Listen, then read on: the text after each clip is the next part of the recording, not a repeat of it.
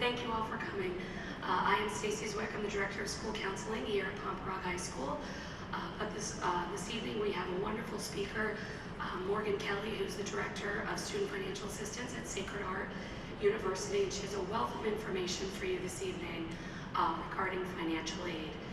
After her presentation, she will give a chance for questions. I know sometimes with financial aid questions, there are some questions that maybe you would like to ask more personally, and Morgan will be available for a few minutes afterwards to come down and answer any questions you'd like to ask her one-on-one. So without further ado, I'm going to turn it over to Morgan. Thank you.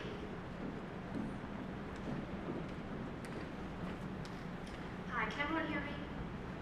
Perfect. So just a brief agenda of what I'm going to cover tonight.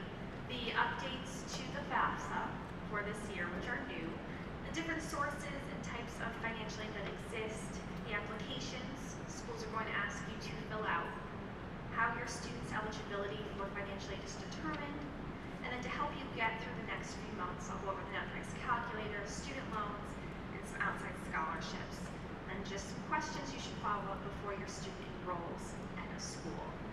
So how many people have been through the financial aid process before? Okay.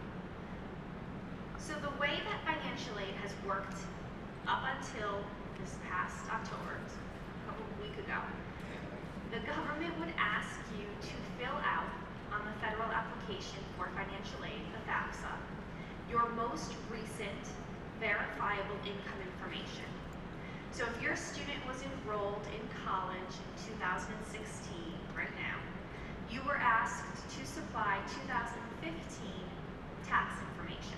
It's the most recent year, closest to where they're enrolling. The problem with that is when your student is applying to college, you don't have that prior year's information until just a few months before they have to make their enrollment decision.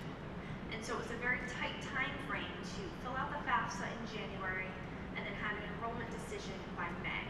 People ended up using estimated information, awards would change, and so the government wanted to fix this process. And so to do that, they have updated the FAFSA going forward. So for everyone from this point on who is filling out a FAFSA, you are going to use what is called prior information. So rather than being 1 year earlier than when the student is enrolled, it's going to be 2 years earlier. So for anyone who is in school in 2017, you are going to use 2015 tax information. And this allows the form to be available now rather than having to wait until January. And everyone has their 2015 taxes done at this point. Even people with an extension will have them done shortly. So this way you're not estimating information, you're going to be able to put accurate information on the form. So when you hear of the financial aid update that's happening, this is it. The form is available earlier and it's using a different set of information, a different year of information that it would have typically used in the past. This is going to make the process easier for most students, so it's not really anything you have to worry about, but this is the update that you'll hear everyone referencing. So before we go into those applications, just want to cover financial aid in general. One of the big misconceptions that we see with people is that people assume anything that is called financial aid is free, and that's not true. Financial aid is money that is offered to the student to help with the cost of their education. It is not always free. So when you get an award package from a school, it's going to say total financial aid. You can't assume that that total number is all free money. You have to break it down and understand further what's really making up that total number. So I'm going to just go over the different types of financial aid your students may see. If something is called a grant or a scholarship, that is the free money. Sometimes it's referred to as gift aid, but it's money that the school or the government is offering your student to help with the cost of their education that does not need to be repaid. So this is what you're really looking for on an award package. Work study is a program where the students have the opportunity to work on campus and then receive a bi-weekly paycheck for the hours that they work. So for example, if on an award package you saw work study $2,000, that means that your student has the opportunity to earn $2,000 over the course of the year, paid to them incrementally as they work. It is not a reduction of your cost. You are not going to see a line item on your billing statement reducing your cost by $2,000. It's just giving your student the opportunity to earn that and then have it paid directly to them. So work study is still a great program because students have a chance to get acclimated to campus, they build a resume for when they need an internship. But it's important that you don't see work study as an award and then assume that that is reducing your initial cost. And then finally, if you complete the FAFSA, which is that federal form I just mentioned, your student is going to be eligible for federal Stafford loans. Every school will ask for the FAFSA. They may all have a different deadline. So what you should do is ask your student, where are you applying? Sit down and go visit those schools' websites. Look in the financial aid section and first determine what forms they're asking for and then what those corresponding deadlines are. That way you can be sure you have it submitted by the earliest deadline that any school is asking for. We also recommend you try to submit the form at least 2 weeks early. This gives you time to realize you don't know all of the information the form is asking for, you can go find it, and it also gives the school time to get back to you that something's incomplete or it looks like there's an error on the form as well.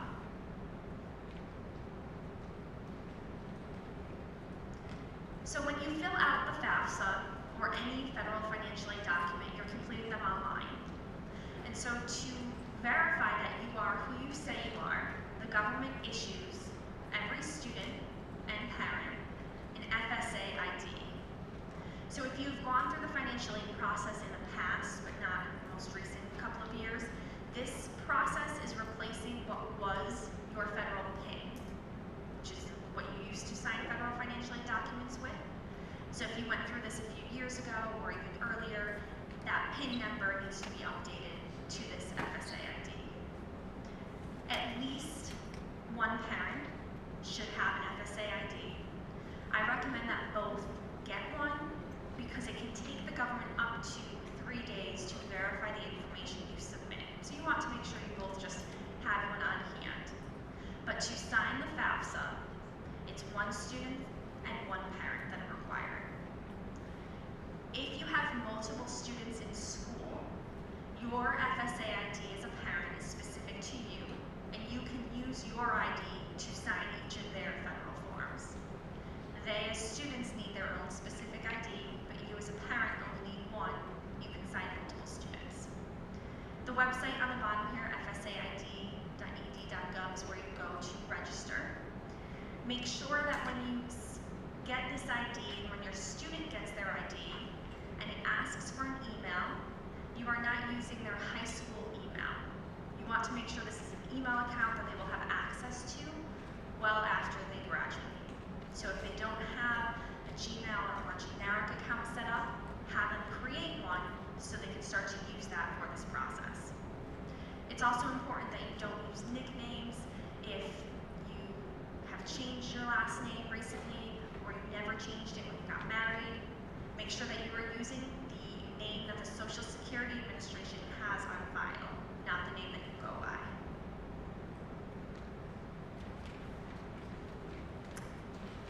And then, after that process, your student can submit their FAFSA. So again, this is that federal application for financial aid. This is a form that you are going to complete annually. And it is one FAFSA per student, not one per household. So if you have multiple students, you'll need to do multiple forms. It is going to ask for the tax information again from 2015. And it's going to look at the custodial parent's information. So if you are divorced or separated, it's custodial parent that goes on this form. If as the custodial parent you are remarried, it does take that new spouse's information into account as well. When it asks about demographic information, such as who will be in college in 2017, make sure you're paying attention to the fact that that is 2017 financial information is 2015, but when asked for demographic information, it's that 2017 question. Who will be in college? How many students are enrolled? That way it can take into account how many students in college you are supporting. The FAFSA also will ask for asset information, and the form is very clear in what it's looking for and what it's not. It gives examples within the questions. But in terms of assets, it's not looking at the value of your retirement as a whole. It's not looking at the value of your primary residence. If you have a rental property or a second home, that it will take into account. But generally, the FAFSA will be easier to fill out this year because you can use what's called the data retrieval process. And that allows you to pull your information that you submitted on your taxes from the IRS and populate your student's FAFSA form.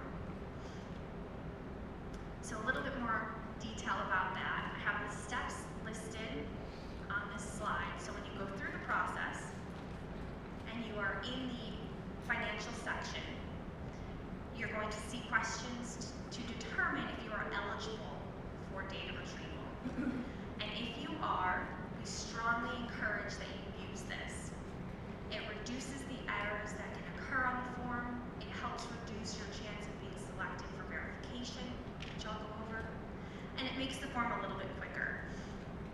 Because the IRS and the FAFSA, they're both federal, it's going to allow you to go into that IRS website and pull your taxes, whether you submitted them electronically or not. You can have submitted them by paper, as long as they've been filed for at least 6 weeks by paper, 2 weeks electronically. You will be able to use this process. There are some tax filing statuses or an amended tax return where you are not going to be able to use this, and in that case, you just enter the information in manually. The FAFSA does reference the line numbers to look at if you have to enter things in manually, so it's not too difficult of a process. Don't be overwhelmed if you can't use data retrieval, but just be sure that you are following along, putting in the information exactly as it asks. After you submit this form, you are going to get a student aid report. It's very important that you review this. Make sure that the birthdays you put on the form, the social security numbers are correct. Make sure if you had to manually type your information in, you didn't add any extra zeros on there. And it's also going to say if you were selected for verification. And what this means is because the FAFSA is generally a self-reporting form, the government wants to verify that what you put on the form is accurate. And so to do that, they will select students to go through the process called verification, meaning you are going to have to send the school tax documents to make sure they can change anything that's wrong on the FAFSA. The key part with verification is that you realize all of the financial aid awards that you have, if your student was selected, are estimated until verification is complete. So you want to make sure that if you see that your student was selected for verification, you reach out to the schools, find out what they need, so that way your student is not enrolling in a school with an estimated award package. Again, if you are eligible to use data retrieval, and you do, that will greatly reduce the chance that there are errors, which will create the process of verification for many students. One of the bigger concerns that financial aid administrators have about this prior update is your income from 2015 to right now may be very different. If it is, you still have to put 2015 on the FAFSA. Submit the form exactly as it asks, and then you have to contact each school and find out what their process is for adjusting that income to better reflect your current situation. So this is something that schools are aware of. It's something we've always done in the past if there was a job loss, but we are aware there are going to be an increased number in the need for these professional judgments. But you cannot be the one to change your form. You have to make sure it matches what 2015 was, and then let the school go in and alter your form so it reflects how your income currently stands today. This is also only taking into account if there is a loss. If you have a significant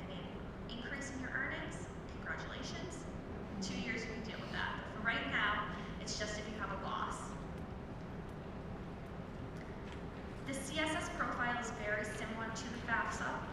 It is a little bit more comprehensive, so I would suggest doing the FAFSA first. The College Board follows suit with the government. They are going to ask for 2015 information as well. However, because this is not a federal form, you do not have the option for data retrieval. So if a school is requesting this form, you will need to manually enter the information. This is a form, again, that the private colleges will use, and not all of them, to determine how they are administering their own funding. So to have access to this form, there is a fee associated with this, whereas the FAFSA is free. And similar to FAFSA, it is one per student, not one per household. So if you have multiple students entering college, you may need to do more than one form. This also is going to look at the custodial parent's information. If you are a non-custodial parent, there are schools who will ask for an additional form that goes with this profile from the non-custodial parent. So be sure that you follow up with schools if you are in that situation to see if they are requesting that. And if it's not possible to get that information, make sure you ask the schools what their waiver process is. The CSS profile will ask you for assets, including your home and your retirement, but it's also going to ask you for debt. So it will ask for your mortgage, for medical debt, not anything, basically not consumer debt, so credit cards. And that's the big difference between the FAFSA and the CSS profiles, that debt component. So once you get done and you submit these forms, then the school can determine what your student is eligible for in financial aid. School that you're not going to see on the billing statement. So it's important when you go to schools this fall for open houses, or call and talk to them, ask what they estimate those indirect costs to be. Make sure you understand what the total cost of the student is going to look at, especially if there are fees that may not be on that billing statement, if they're requiring a laptop, things like that, so you have a full picture of what the investment is going to be.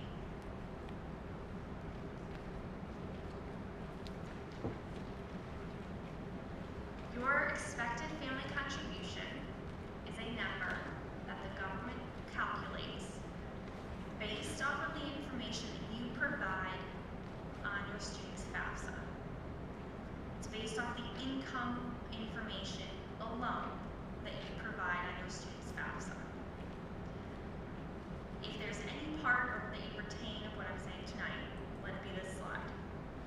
Your EFC is never, ever, ever a guarantee of what you are going to pay for college. And the reason that I'm really emphasizing that point this year is when you get your student aid report, you will see an EFC on there. You'll see your expected family contribution. You cannot see that number and think, this is something affordable, this is something we can do. And then tell your student, you can apply anywhere. We are only expected to pay $10,000. We figured out a way to do that. The EFC is the number that the school uses in that calculation to determine what your student is eligible for. But there are many schools who do not have the financial aid resources to give you what your student is eligible for. So even if the government says you should only have to pay $10,000, you may end up paying significantly more because the school cannot give you the financial aid you are eligible for. I have a slide that better illustrates this in a couple of minutes, but there are people who will fill out this form and you will see a 0 EFC. You do not have an income and household size that is sufficient enough to then also contribute to college. That does not mean that a school that costs $60,000 is giving you $60,000. We meet with people quite often over the summer who ignored the financial aid report. They saw their EFC, they figured they could come up with that, and they just let their student enroll anywhere. And far too often, schools cannot give you the financial aid that you need.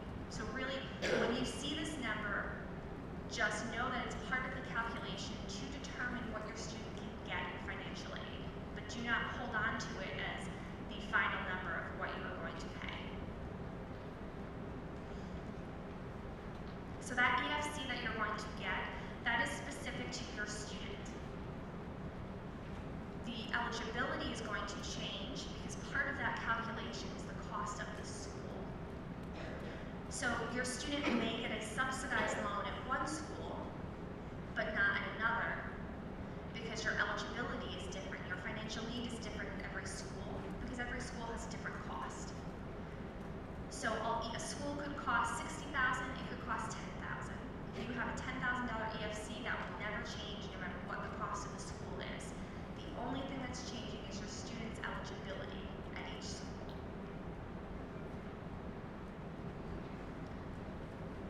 And then in terms of financial aid, it's important when you get that award, even when you see that grant or scholarship money, that free money, you understand why it was given to your student. Because there are two types of financial aid. One is need-based, which means that within that calculation, that cost of attendance minus EFC, your student has a need, they have a remainder there. Or there's merit-based financial aid. And merit-based means your student has earned that, either through academic achievements, through athletic, through participating in something that the school is going to give a grant for. It is not based on that calculation. It is based on something that is typically within your student's control. They maintain their GPA at school, they keep participating. The reason that it's really important that you ask schools to clarify what is need versus what is merit is because for need-based aid, every year you fill out these applications. And so every year it's going to take a new look at the income. If your income goes up one year, then your EFC goes up. And when your EFC goes up, your need within that calculation goes down. And so your eligibility for need-based aid can fluctuate from year to year if your earnings are changing. So it's harder to predict over the course of 4 years what your financial aid award is going to be when it is dependent on having a need in that calculation. Merit-based financial aid is dependent on the student, again, keeping that GPA or participating. So you can be on top of your student to make sure they are doing those things and then calculate better for 4 years what you're looking at in terms of an expense. So it's important before you commit to a school to understand what has the potential to fluctuate each year and what is more of a guarantee that I can rely on for the next 4 years.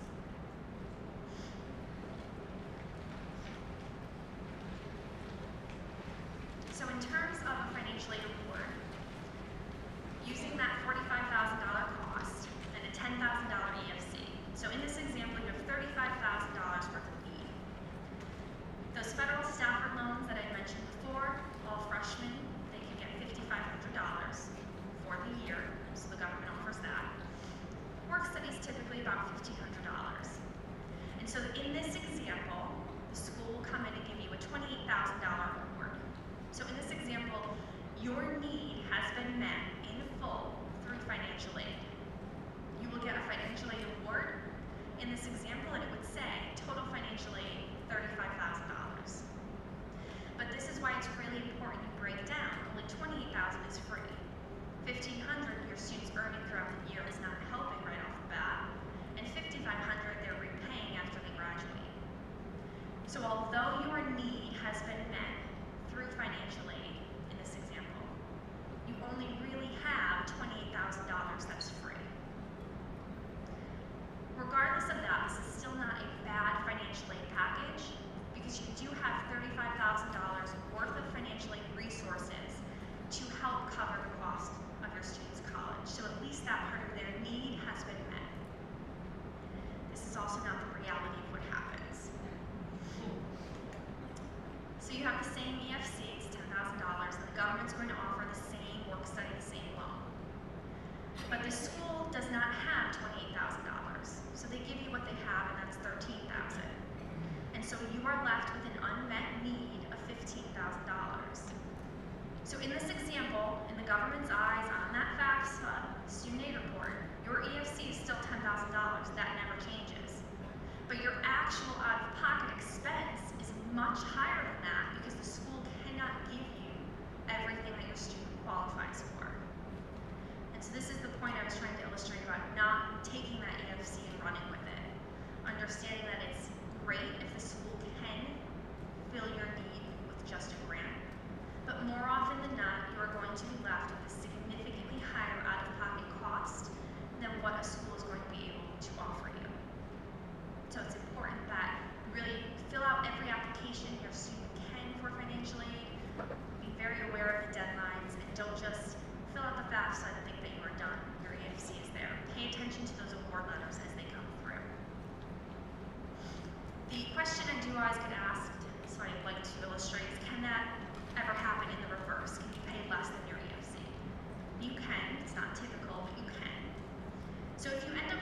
expected family contribution that just seems too high or unaffordable, you also should not panic that your student can't go anywhere. So just that ideal financial aid report, you have $35,000, just so you can compare, is that first one we looked at. In this example, your student has an academic and an athletic award. And you can sub athletic for any type of participation, make this all athletic. This is merit-based financial aid. And so on the FAFSA student aid report, your EFC is still $10,000 because that's never changing. But the school is not looking at that because the financial aid they're awarding your student is not dependent on that need. It's given to your student because they are participating in something, because they have great academics and they're going to keep that up.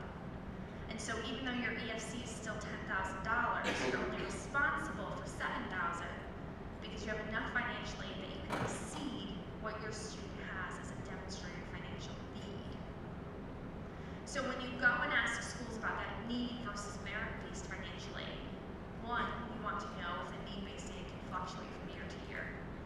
But merit-based financial aid, you can keep getting more and more of if your student participates, applies, or wins, and then go further towards that total cost. Whereas need-based aid, once your need has been met, there's no more financial aid for you.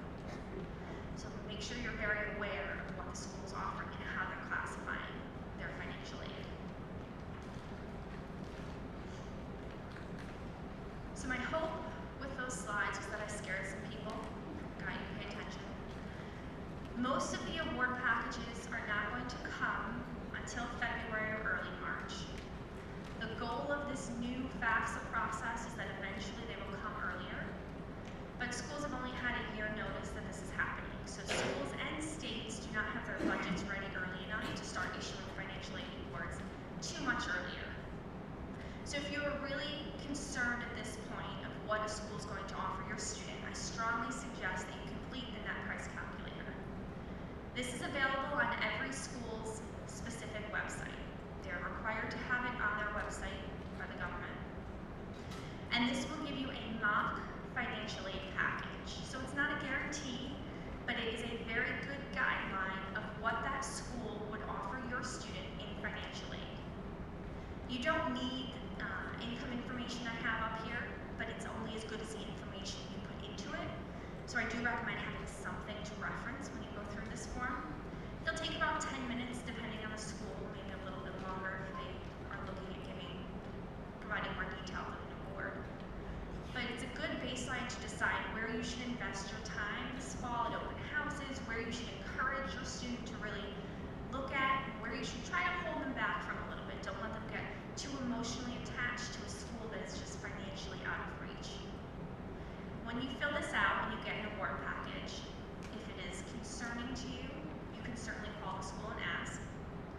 But generally, if this says they are going to give you $10,000 and your student would need $30,000 to go there, it's not that far off. It's good to call the school, have a conversation with them, but use that as a way to determine where you really want to reinforce your student applying to, so that way you're not having as difficult of a conversation in the spring when you get that award package.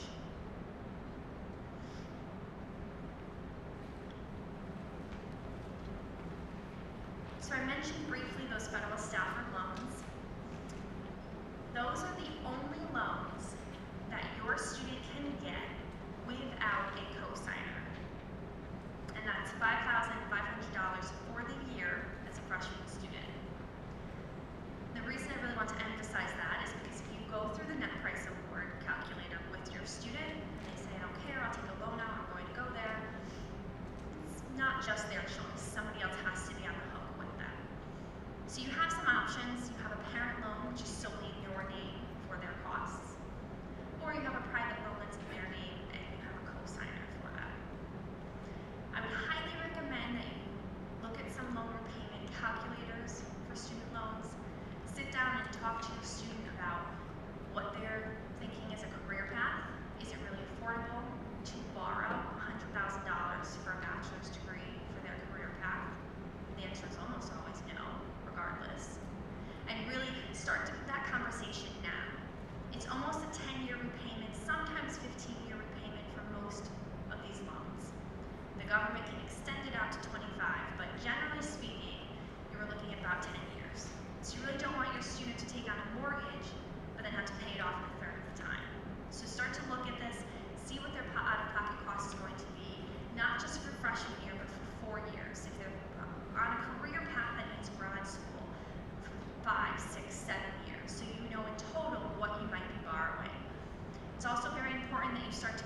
what other students are coming behind them that as a parent you may need to co-sign for. How many other students do you have to consider so you don't just invest in one and then everybody else is just on their own. It's very critical you decide this now. I have seen a lot of irrational, emotional financial decisions made in April. And it takes about a year and then you start to realize it's unaffordable. So make a decision now, what, if anything, because it may be nothing, that you are willing to borrow or co-sign for your student. Have that conversation with them now that this is where we need the school to get us. And then when those award packages come, it's a much more black and white conversation. We had this conversation in the fall. This is what we can afford. This school got us there. This school didn't. You want to try to remove as much emotion as you can from this because it really needs to be a rational decision. So look at this now, get an idea, and then when you have the award packages from schools, you can make a much better financial investment. Now in terms of outside scholarships, these are scholarships that your student can get from local organizations, your employers, not the school they're attending or the government. There are a lot of applications out there, and when your student starts to complete these, they will get a lot of emails. So I recommend making a specific email account for these so that they are not just deleted from the inbox to clear things up, but when your student logs into this account, it's because they have the time and they are going to complete these applications. The smaller opportunities are where they should really start to invest their time in more local ones, or just competing with less people, and then start to move out to the more state-specific or national scholarships. Definitely notify a school when you receive these awards, but know that most of these awards will not tell you if you need information from the IRS.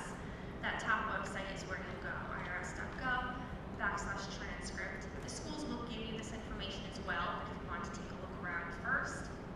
Studentloans.gov will go over those federal Stafford loans that I mentioned, as well as that parent loan that's available. NASPA is a professional organization for financial aid, but they have very good tips for parents and students while you move forward in this process. And then the U.S. Department of Ed and the state of Connecticut if you have questions about either federal grants or state-specific awards. So that's a general overview of the financial aid process. Each school may have slightly different elements that they will go and request afterwards with those institutional applications. Just make sure you're aware of that. But what questions does anyone have generally about things that I covered?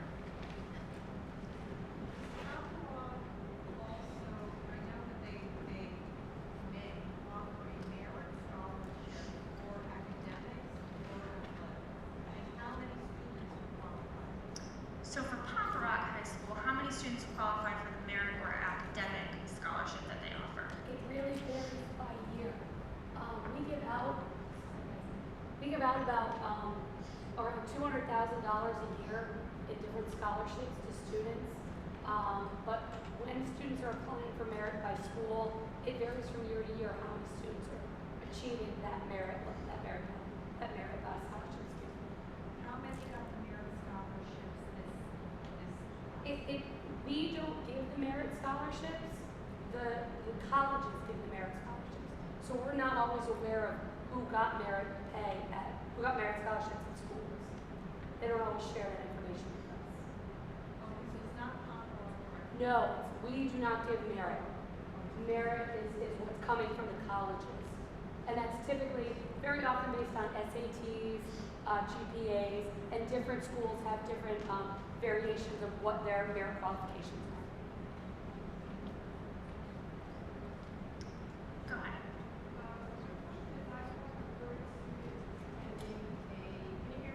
Yeah. Attending a state university computer. My seniors applying for out-of-state colleges. Is there any advantage of going through, back up to my seniors? I went through the financial aid and she was offered the government loans, did not take them for her. So is there any advantage of doing separate FAFSA for her or not going to take? Yep, so if you have one student in college now and you have another one that's applying for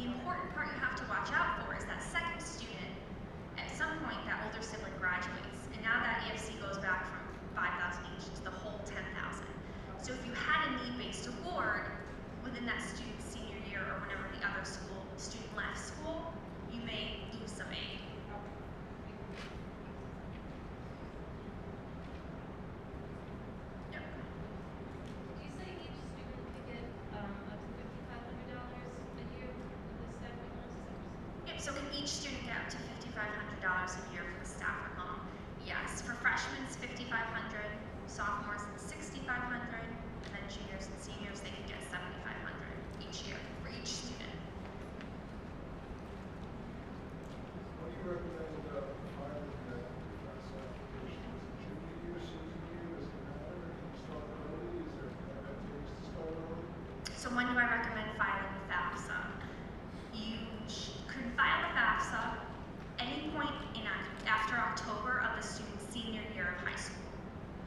The earlier you get the form in, the longer time period you have to make corrections before the school starts to evaluate financial aid. So I definitely recommend getting it in as early as possible so that if you have to get them more forms, they have everything before they award your student.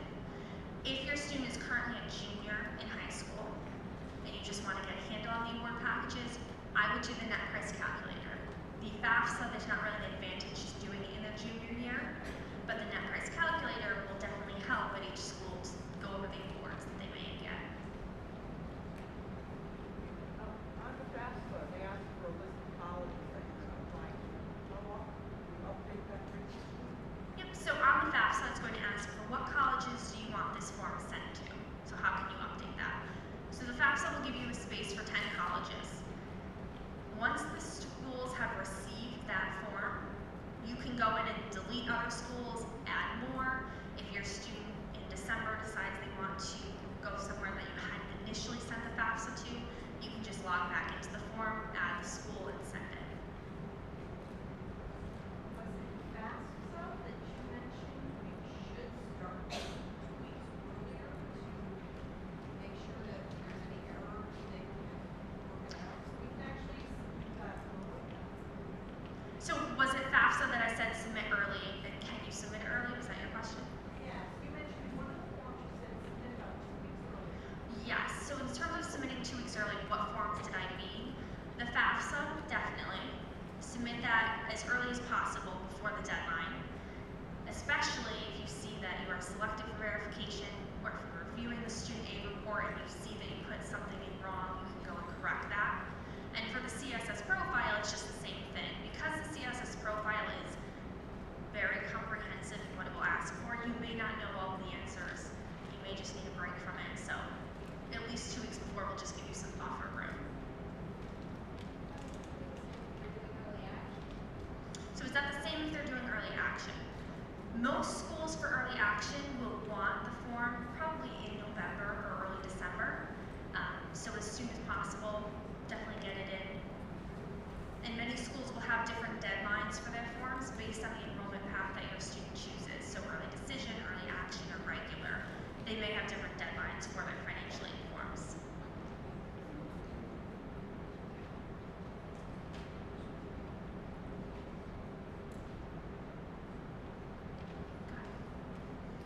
I have a son who's a sophomore in college, and he has a scholarship. How does that impact the financial information my son will be entered? So if you have a student who's currently enrolled and they have financial aid or a scholarship, how does that impact a new student that may come into school? It's not going to impact them at all on the federal form, on the FAFSA. It has very little impact on the CSS profile. There is one question that says how much do you contribute to the student's cost? So your contribution to that one student would be less, given that they have financial aid. But it does not really play a part at all. One student's aid versus another.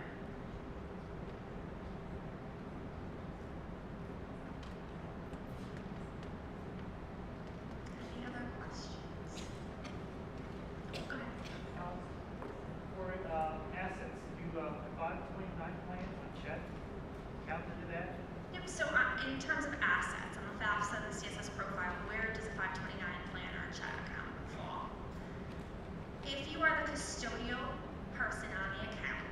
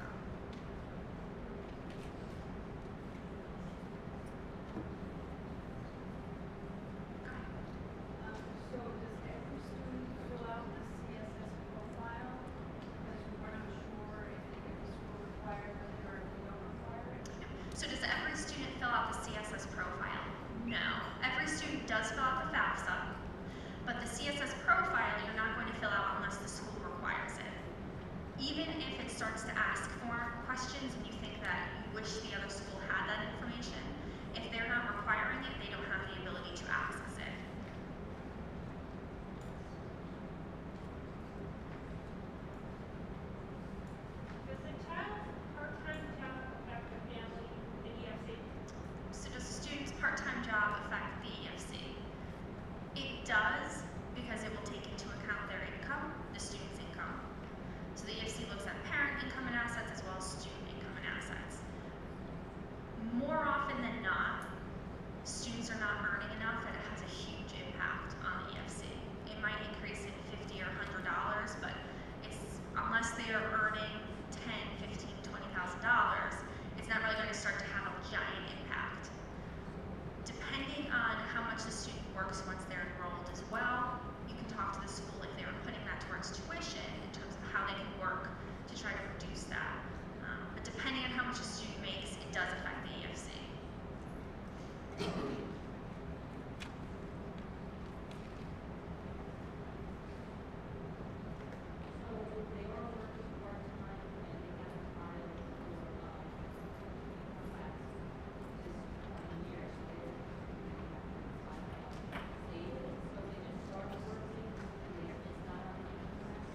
So if they just started working and it's not on the income tax, do they have to report it?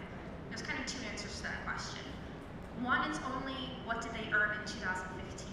So it wouldn't be anything if they didn't work at all. If they earned something but not enough to have to file taxes, then they still just report what their earnings were and they'll provide the school a W-2 if they ask for it.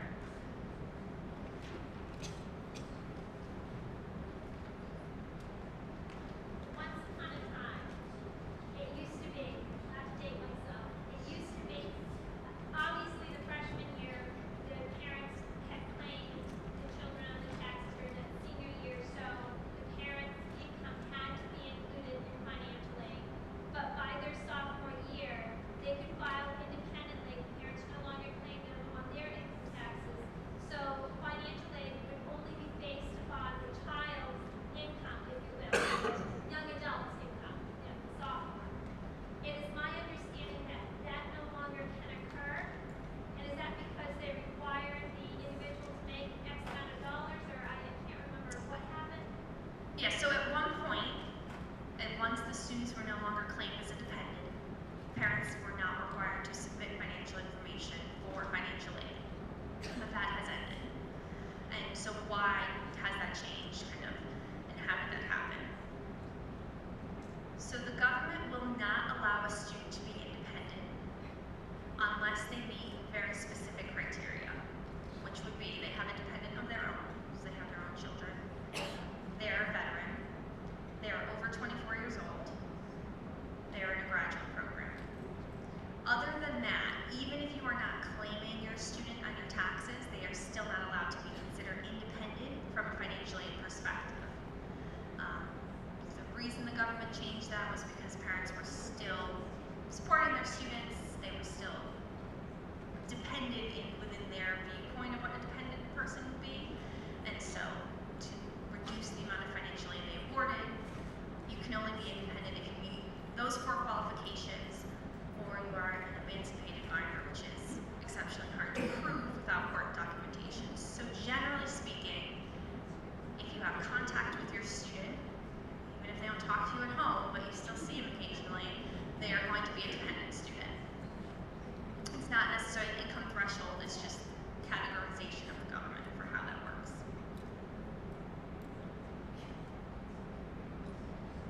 Any other? Go ahead. So after you receive your financial aid package, and if you're left with a balance out of pocket that's $25,000,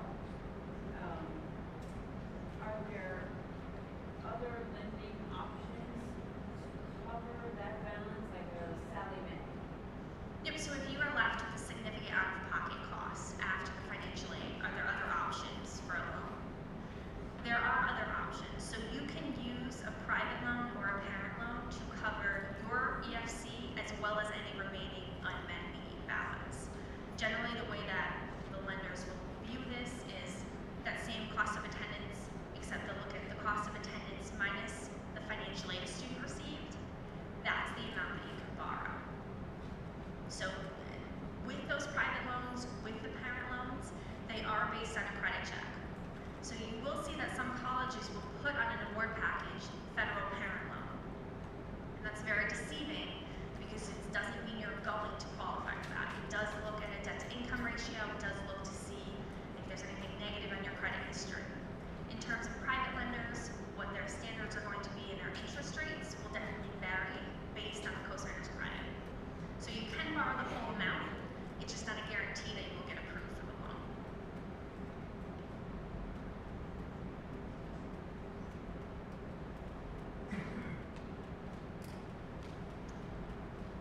Okay, if anyone has questions, Stacey had said I'll stay down here if you have personal questions. Otherwise,